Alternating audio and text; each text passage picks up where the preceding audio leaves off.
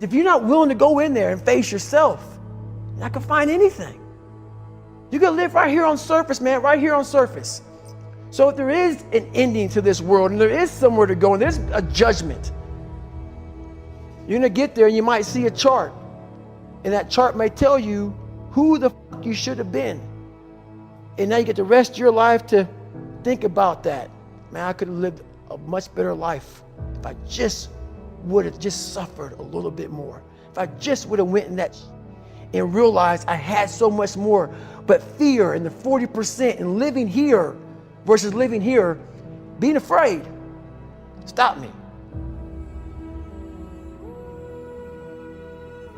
Your biggest enemy, the most important conversation you will ever have in your life is the one you have with yourself. You wake up with it, you walk around with it, you go to bed with it. Eventually, you're going to act on it, whether you're good or bad. You have to. That's why the whole thing about this book I have is about you. It is about you. It's strictly about you finding who you are. So many people die, live 100 years, never fucking know who they are. Never know who they are. You have to look in that mirror and know there's so much more in here, man. Because I can literally right now be a 300-pound guy spraying for cockroaches still to this day. If I did not look in that mirror and say, there has to be more to this. This can't be it. And then willing to go into it, dive deep into it, and give all I have to find it. So that's what all that's about. Let's say there's 10 people in this room, and we're all mediocre. But I'm the best of the mediocre people. I now think I'm great. I'm great. We surround ourselves around people that make us feel great. They tell us what we want to hear. The second we put ourselves amongst the uncommon people, we don't like that feeling, that challenging feeling of that person who's waking up at 3:30 in the morning and say, hey, push your shit on, we're going for a run. We don't like that challenge. We like that person who says, hey, you know what, man, I don't feel good today, man. And they say, oh, it's okay, brother. We'll take a day off, man. We'll get a pizza and watch the game. We like that. We love that feeling. Why? Because you understand, man, we're good, bro. We don't want that motherfuckers like this. Hey, man, no, bro. Get your fucking shit on, man. Stop being a punk.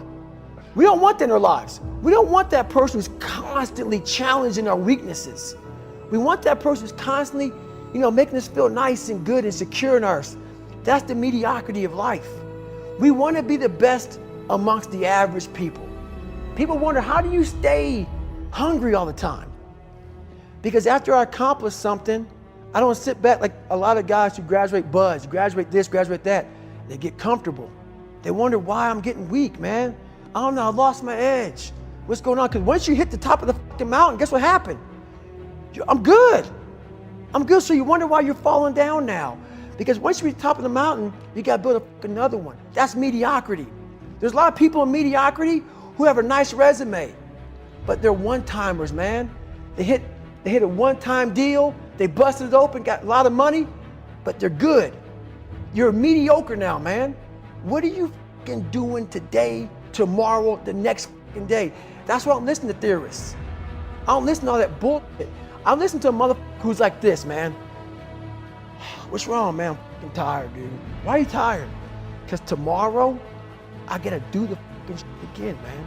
Whatever the shit is that made me fucking nauseous and sick to my stomach, it made me hurt. There's no ending. And that's the person I listen to. That's the person who's gained knowledge. You gain knowledge through suffering. And on the other end of suffering is a world that very few have ever seen. It's a beautiful world because that's where you find yourself. You don't find yourself in over here. You find yourself on the other end. Like the 100-mile race I was on, I ran it for 24 hours. I found myself on the other end of that race. That 19 hours, I found, wow, there's a whole nother world out here that I've never even saw. But the world's in your mind.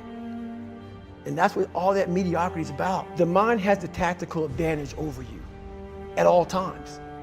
At all times of your life, the mind has a tactical advantage over you. Why is that? It knows what you're afraid of. It knows your insecurities. It knows your deep, dark lies. And it starts to push you away from that. It pushes you in a direction that is comfortable. The mind controls everything. So what I realized was that when I was growing up and I was 300 pounds and I got all fat and I got all insecure, I realized that my mind kept taking me in this direction. When things got uncomfortable for me, when I was facing my insecurities, I was facing my fears, my mind said, oh no, we have the tactical advantage. We need to get you, separate you from this feeling over here. Life's all about feelings. We want the happy feeling. We don't want that feeling of this sucks. If in that moment, you can answer those up questions and you are now in charge of your brain versus your brain ruling you, that's where all that stuff comes from. So the 40% rule is all of that. You get to 40%, your brain says, we're done. Let's roll, man. This is starting to get painful. This is uncomfortable. So you sit down. You have to figure out ways, and everybody's different. That's how the book kind of talks about, like we all have these things about, 5 steps to this and 4 steps to this. It's a lot more than that. That's all bullshit. It's a practice that you have to, it's a habit. So if you know that at 40%, I'm feeling pain. At 40%, I'm feeling pain. That's where the 40% rule kicks in. Now it starts. Okay, I'm feeling pain. My mind's saying all this to me. It's saying, get out of here, run, flee. The fight or flight kicks in. Okay, we're done. We're not good enough. It starts telling you all these things. You start to believe it because the mind controls all. This is the time where you have to gain control back of your mind. It's okay, let me see if I can go 45%. And once you start giving yourself more and more hope and start realizing, okay, the mind starts to be, okay, what are you doing? We're supposed to be going right and you're going left. You start then controlling your mind. Start finding more in yourself. And then it goes from 40% to a lot further than that. But that's the start of it though. Get to the spot where your mind is saying stop. Wherever that is, you gotta get there first. And then that's when that starts to work for you. You gotta control yourself in that moment.